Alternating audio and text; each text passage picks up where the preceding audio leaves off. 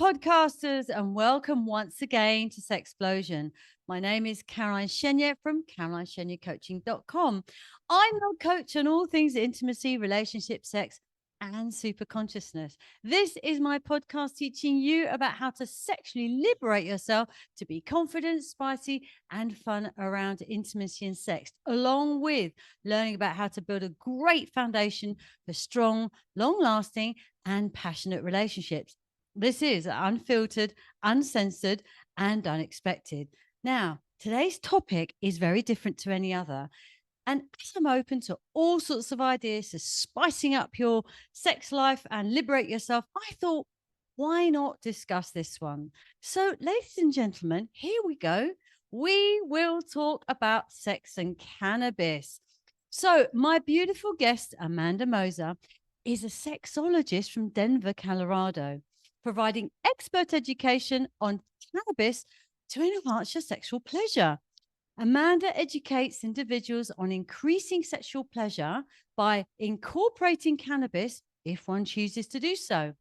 She is a published researcher on the benefits of using cannabis to increase sexual pleasure and satisfaction. So, she is here to tell us all about the science and research on combining weed and sex to enhance the pleasure and satisfaction.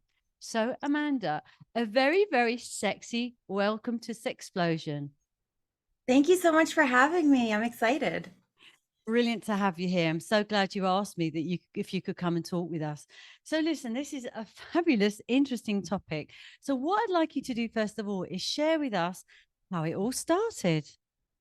Yeah, so I was born on the East Coast of America, but in middle school, I actually moved to North Carolina, which is a southern state, and it's very conservative, rural, biblical. They call it the Bible Belt.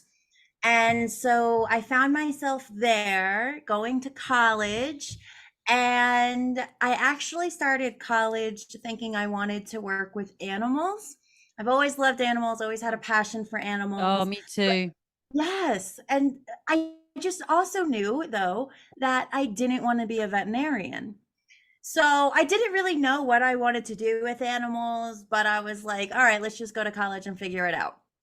Well, I was originally majoring in biology, and I was taking a social science elective course just, to meet my requirements of undergraduate degree. And this is where I discovered human sexuality as a academic field. At this time, I was very much struggling with my major being in biology. There was a lot of really hard chemistry classes that just were not making sense to me at the time.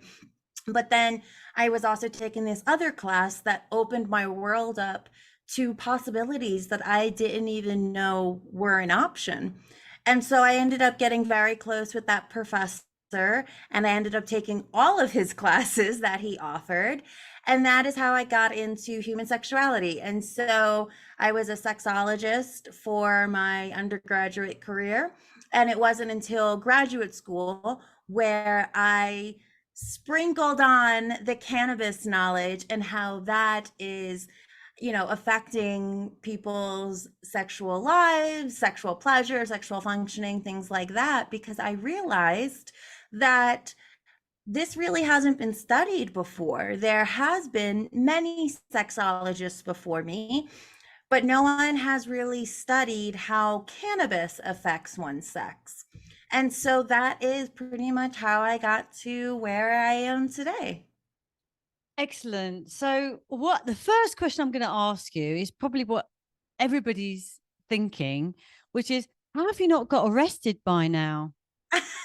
Yeah, that was a definite fear, especially because when I started this research, I was in a cannabis illegal state. And it is very hard for researchers to study the plant because it is federally illegal, so we can't really, research it as well as we wish we could.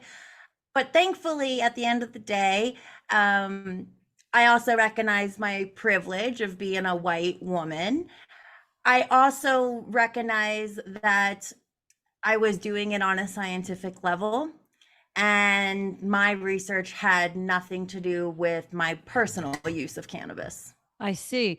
Can I just ask you, what do you mean privilege? Why? How's that a privilege? So in America, I'm sure the whole world has heard that white privilege is a thing here, meaning I am not a black male. If I was a black male, statistically, I would have much more of, uh, I would have much more, how do I say this? Like, I'd be more likely to get arrested, Right, unfortunately. right. This is definitely something that's very prevalent in America.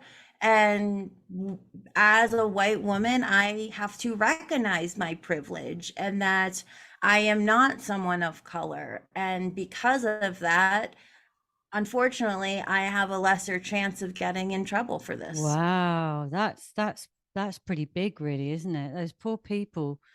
It's yeah. Anyway, that's another topic, obviously. But okay, so what I want to ask you now is like, what you educate people with it. So what do you do? I mean, do you have like workshops with a load of weed in it, and how do you do it? Tell me what you do. What's the process?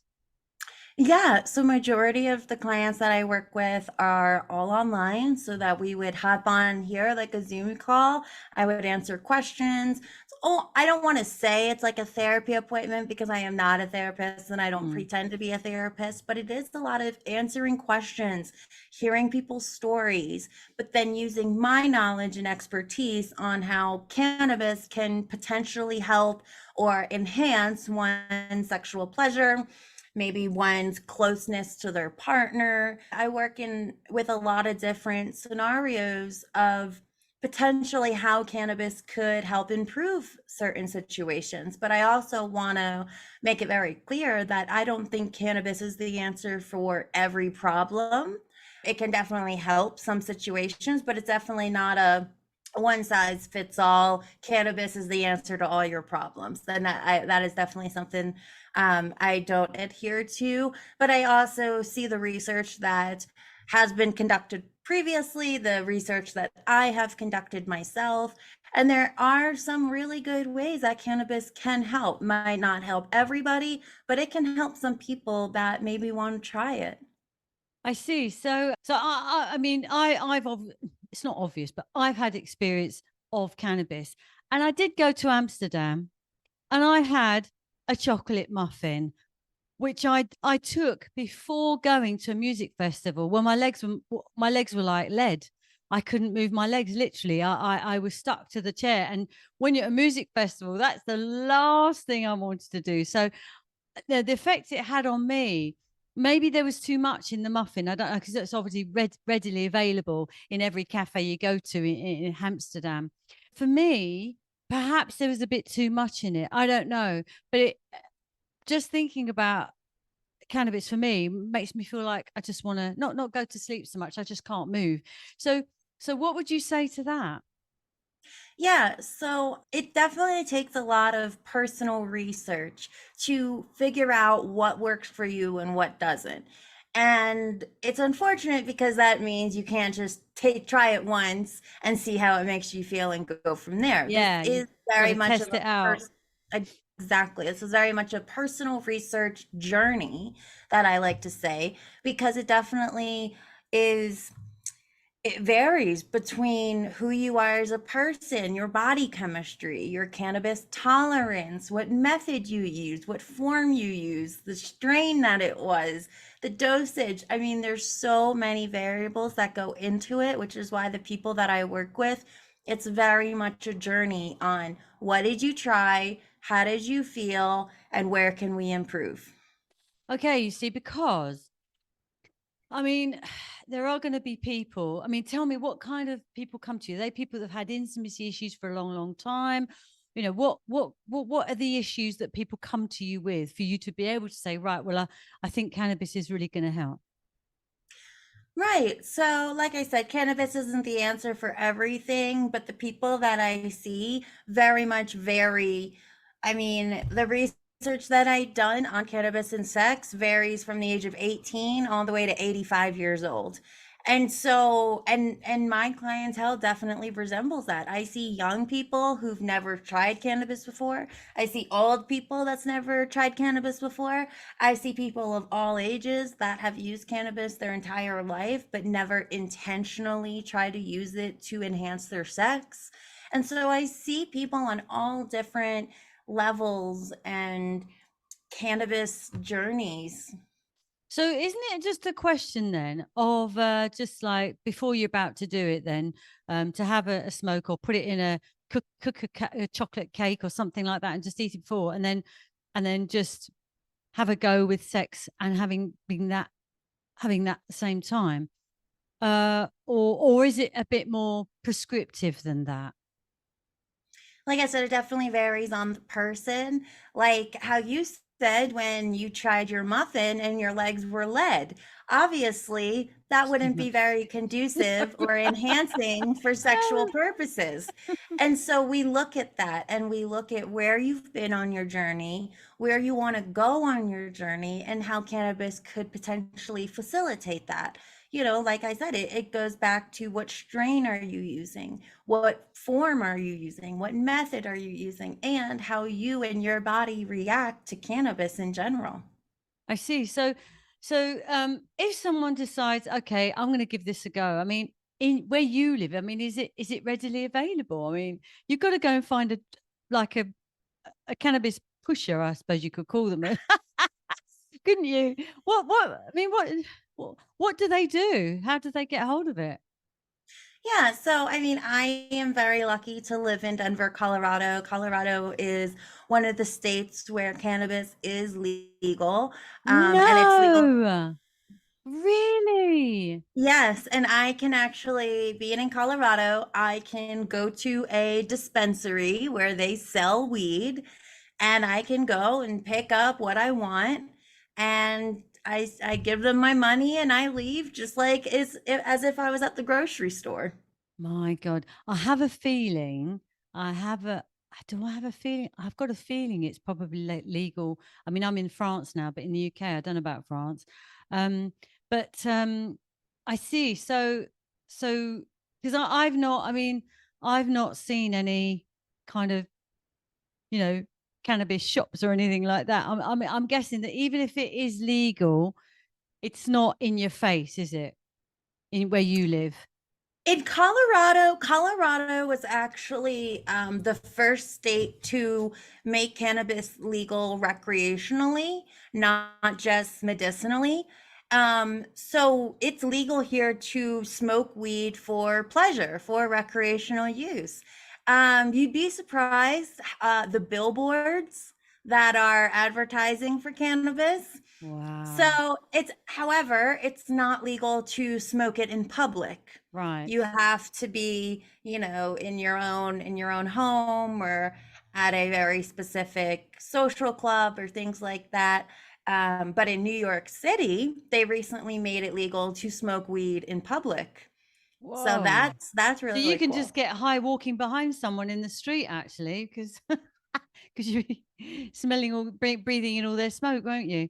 How interesting. So, in actual fact, when you said that you were privileged because you not likely to get arrested, but that's because it's legal over there where you are. That where I am now, where when I started this research, I was in North Carolina where it is not legal. Right, And if right. anything, it is very stigmatized and controversial and taboo.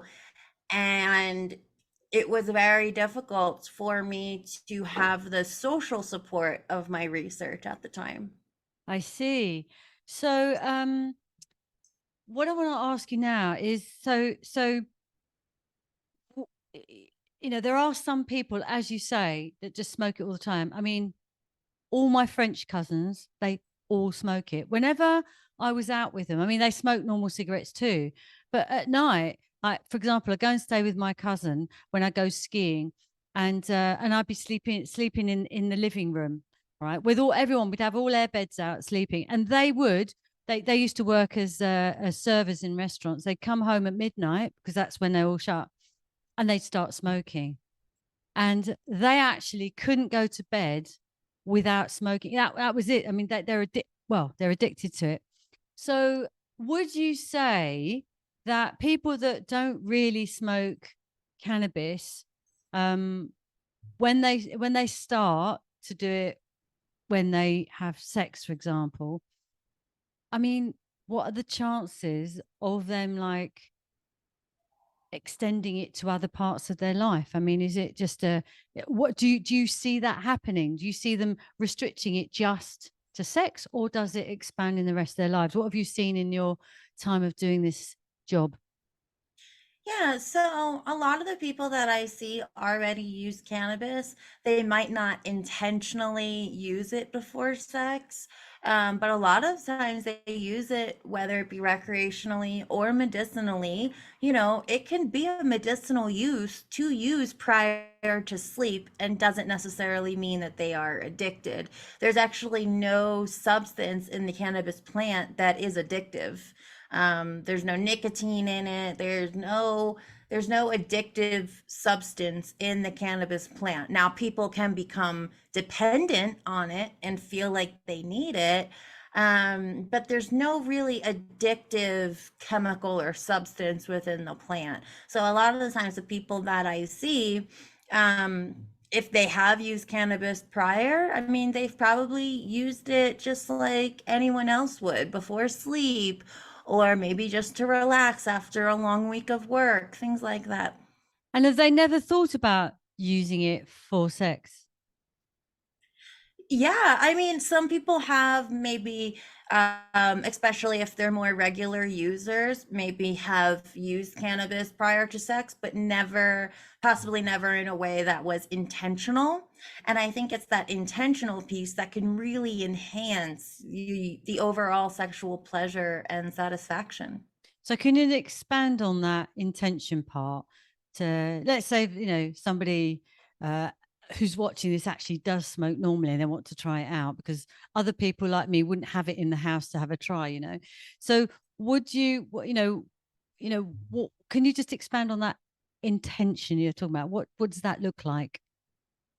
Yeah, so I think it's mostly giving yourself that time and space and mental capacity to relax, whether that be mentally and or physically, muscularly. Giving you that time and space and mentality to relax and let go and be in the moment. A lot of times, like the research that I have conducted, a lot of times the participants found themselves using cannabis before sex, but not intentionally, but did find that their overall pleasure and satisfaction was increased, showing that cannabis by itself, intention or not, can make sex better in a way.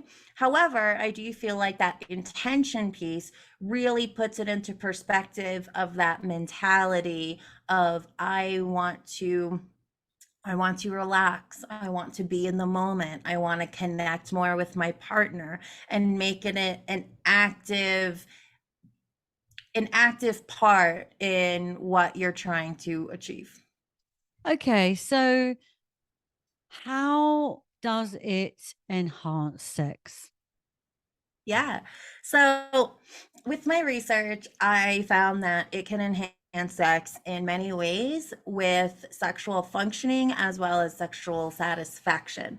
So I found that in with sexual functioning being the physiological response that your body goes through when you are going through the sexual response cycle. I also want to point out that your body goes through the same physiological responses whether you're with a partner or not. So this applies for even with masturbation. So I did find that cannabis increases your sexual desire, meaning you want to have sex more. Your libido is higher. Mm, I know that's very exciting just to start off with. that's I good for, yeah, found, that's good for menopausal ladies, actually, isn't yes, it? Where the yes, estrogen goes down and they don't have that desire anymore. Okay, so that's one to think about to come back to later. Sorry, carry on. I found that it makes it easier to orgasm, especially for individuals with vulvas. I found Don't they that normally have a vulva? Oh, you mean women? I mean I see women. you mean women, right? I mean women. So, male, female. Um, so I found that it makes it easier to orgasm for females. I found it not only easier to orgasm, but you're also having stronger orgasms, more intense Wow. orgasms. And women are found to have multiple orgasms, in which does increase overall sexual satisfaction. I also looked at sensuality, so how your five senses also contribute or are influenced by cannabis when having sex. And I did find that taste and touch are greatly enhanced. And if you think about it, you use taste and touch a lot during sex. So to have those two senses enhanced with cannabis use makes everything much more pleasurable. Wow, you're really doing a good sales job here. I'm thinking, ooh, this is something I'd like to try. Yeah. Yeah. So going back to what I said just then, when you mentioned it heightens sexual desire, the amount of women that are in their menopause, they have no idea why they don't desire a sex at all anymore. And of course, the poor husband's got no idea why they don't want it either. So they start to feel rejection. They start to feel like, why doesn't she fancy me anymore? What have I done? And the woman can't understand it. So once they understand what's going on, this could be well, I mean, there's all sorts of things that you can try and, like essential oils or food or teas or herbs, things like that. But and of course, well, no, HR, I was going to say HRT, but HRT doesn't do that. So this actually could be the answer, couldn't it, for those ladies? Yeah.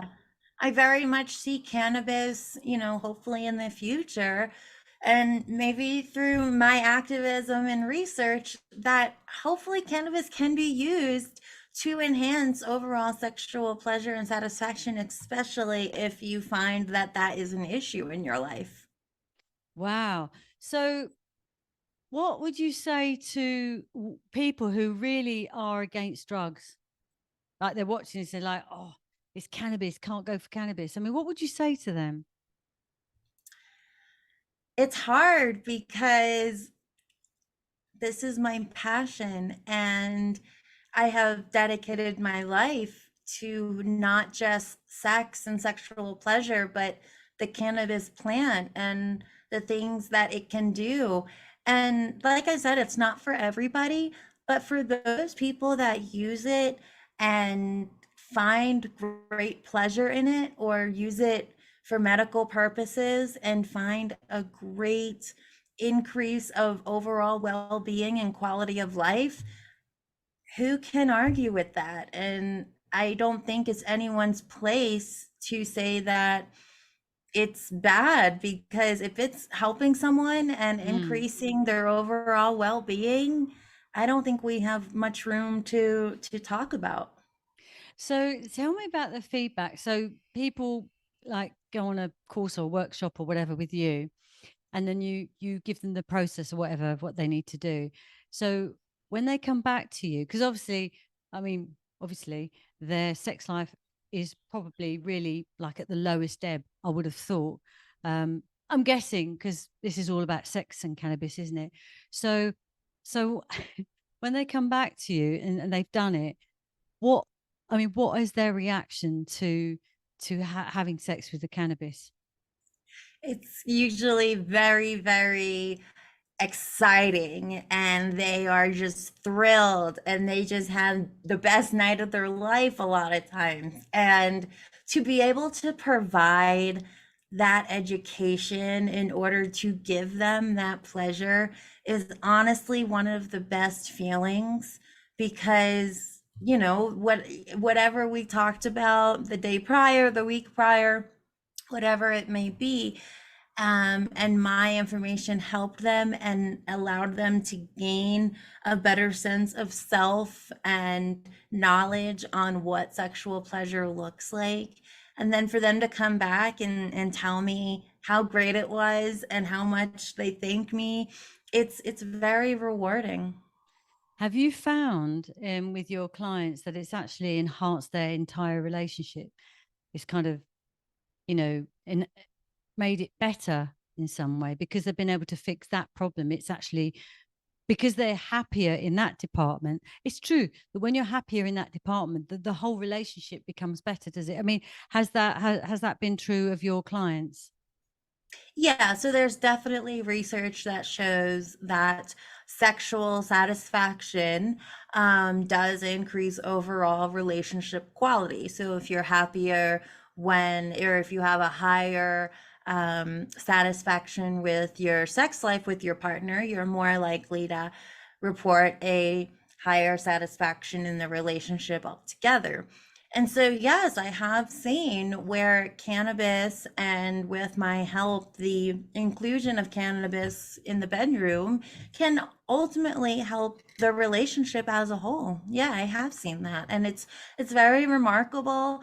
And it's also shown people to relax with or without cannabis. And like I said, that's mentally and physically, because if you are tense, especially in the muscular department, especially for females, the chances of you orgasming are way diminished than if you were more relaxed mentally and physically. And so that's just another way that cannabis could potentially help some people, even just with orgasming, let alone desire and ultimate satisfaction. So, when people have a bit too much to drink, they're much more relaxed, they're more vocal, and they're not scared of anything, are they?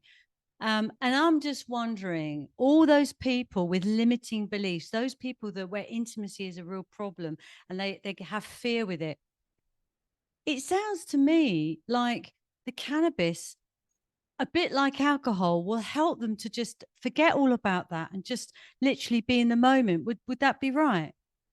So I have done some research on the difference between cannabis use and alcohol use on sex and what that looks like.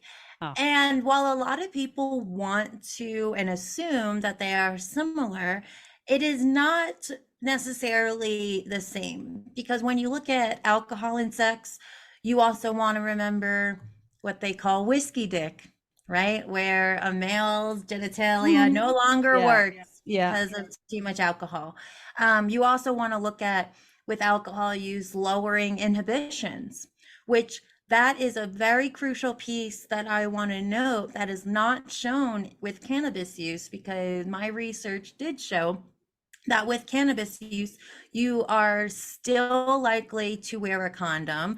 You are still likely to communicate with your partner. Whereas with alcohol use, you necessarily don't care as much about your sexual health and what that looks like. And you are less likely to wear a condom or communicate with your partner or have intimacy. Whereas with cannabis, we do see increased intimacy, increased emotional closeness, increased connection, which you might Mm. not see with alcohol and sex because, it might be a little more sloppy.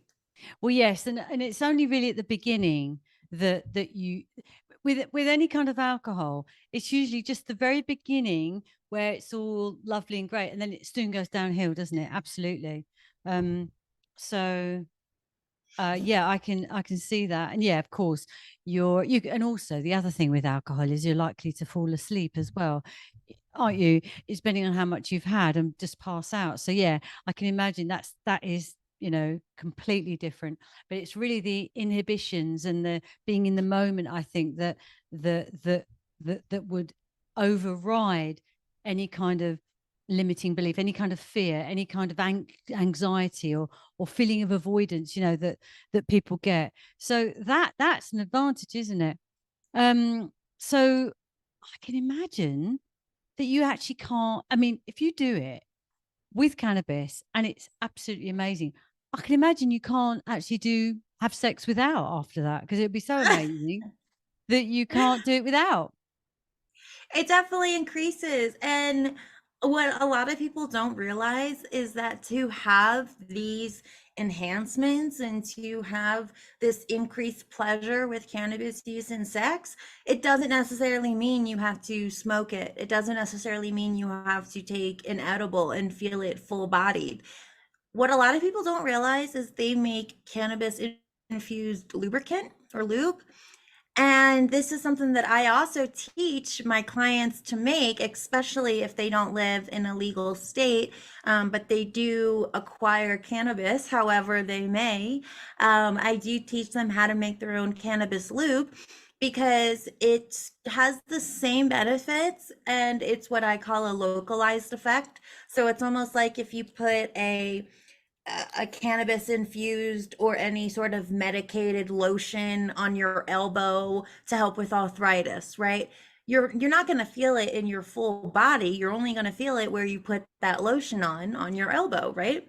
So it's the same with the cannabis lube. You're not going to feel high in your head. You're not going to feel any mental, disimpairment, but you will be able to feel the benefits where you put the lube at. So I That call it a is localized effect. interesting, Amanda.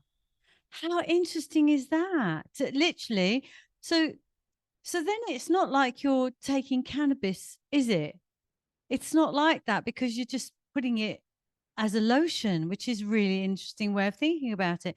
So what it does is it enhances all the receptors and everything inside. Correct. Wow. Wow. And is it easy to make? It's easy to make. You just have to have the cannabis, like I said, however you might acquire it. And yeah, I teach a lot of people how to make their own cannabis lube so that they can still enjoy the benefits Without um, smoking it. without smoking it and feeling those, mental repercussions, as we could say, of what it might look like for them to smoke or use cannabis or ingest it in any way. Yes, I suppose you can also advise them to make a muffin, make a chocolate cake, right? A really strong one that makes their legs feel like lead. Yeah, so I guess I mean I had absolutely I mean I didn't even eat the entire thing either. I ate a bit of it. So imagine how strong Wow. it must have been. So Well, after your tolerance might have also been yeah, lower at the time, depending on possibly. your cannabis use prior. Yeah, possibly. Well, listen, is there anything else you want to say to push your passion towards all of my audience here? Because it really is a fascinating topic. You know, I was thinking about that question that you asked me before we started recording. It was something like what I could tell my 18-year-old Oh yeah, self. that's right. Yeah, I was going to ask it later, but we might as well ask it now. So, if you could meet the 18-year-old, your 18-year-old self again, what advice would you give yourself? And this is, I think, very important to where I ultimately ended up to where I am now, because I started becoming a sexologist when I came to college at the ripe old age of 17. By Wow. the time I was 18, I was already in my degree, pretty specialized as a sexologist, learning my way up. And once again, this was in North Carolina where what I was doing was just so taboo and controversial. And I remember nights just crying to myself because I just wanted to not be so passionate about something that was so taboo. And I Wow. just cried to myself thinking, why couldn't I just love accounting? Why couldn't I just be a doctor and something that's less controversial? And so I guess what I want to tell whoever wants to listen is take the world by storm and don't let anyone dim your flame, because you are meant to be special and different and unique and not like others. And it's okay to be different and unique and not like others. And it took me a while to learn that. I just wanted to blend in. And then I learned I was not born to blend in, and that's okay. And that's how it should be. Oh, that's lovely advice. That's what I would say to everybody as well. Absolutely. Because all they're doing is not being their best, really, are they? Not being, you're not showing your greatness by dumbing your flame. You're absolutely right. My So, my biggest my biggest word for myself that I truly use as like a motto is authenticity. I mm, think authenticity is so important because it really separates you from the rest. And that's ultimately best case scenario. I mean, it's not the best to always blend in, like how I was scared when I was 18. And now I'm in a place where I am confident in being different and unique. And I have people like you that find mm, what I do so fascinating. ah, And I wish I knew more of that when I was 18, of just telling myself, honey, it's going to be okay. You're going to be supported. You're not going to be alone, and it's all going to work out. oh, that's lovely.